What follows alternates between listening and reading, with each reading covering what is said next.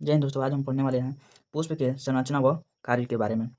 आज हम लोग अगला टॉपिक पढ़ने वाले हैं, बायोलॉजी का टॉपिक है पुष्प की संरचना व कार्य के बारे में। इस टॉपिक से क्लास 10th और 12th के एग्जाम में क्वेश्चन पूछे जाते हैं। बोर्ड एग्जाम में क्लास 10th और 12th के क्वेश्चन यहाँ से बहुत पूछे जाते हैं। तो देख सकते हैं कि मैं पहले ही एक पुष्प का चित्र बना दिया हूँ। जो पुष्प का अनुदैर्ध्य काट है उसका मैंने चित्र पारा है। पुष्प के अनुदैर्ध्य काट का चित्र मैंने पारा है।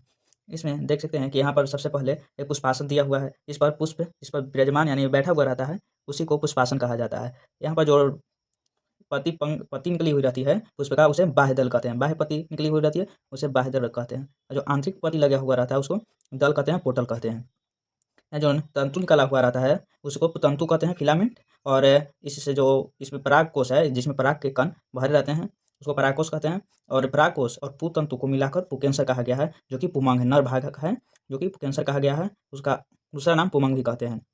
यहाँ पर देख सकते हैं कि ए वाला भाग को वर्तिकाग्र कहा गया है। पुष्प के सबसे ऊपरी वाला भाग को वर्तिकाग्र कहा गया है, और मध्य वाला भाग को वर्तिका, और सबसे नीचे वाले भाग को अंडाशय कहा गया है। और ये तीनों को मिलाकर वर्तिकाग्र, वर्तिका और अंडाशय, ये तीनों को मिलाकर स्त्री केसर कहा गया है, जिसे हम लोग ज्यांग के नाम से भी जानते हैं, जो कि मादा भाग है।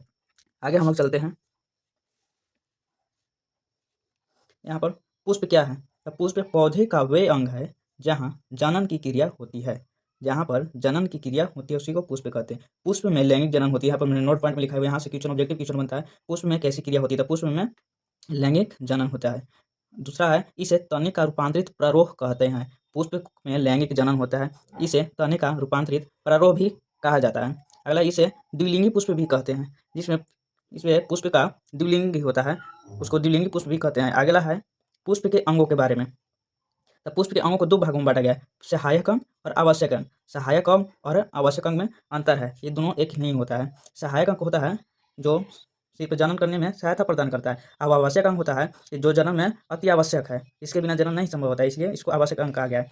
तो सहायक अंग को देखते हैं, तो पहला हो जाता है दलपुंज और दूसरा बाह्य दलपुंज। ये दोनों अंग नहीं भी रहेगा तो पुष्प जन्म कर सकता है। बट आवश्यक अंग में पुमांग और जयांग ये दोनों नहीं रहेगा तो पुष्प जन्म नहीं कर सकता है।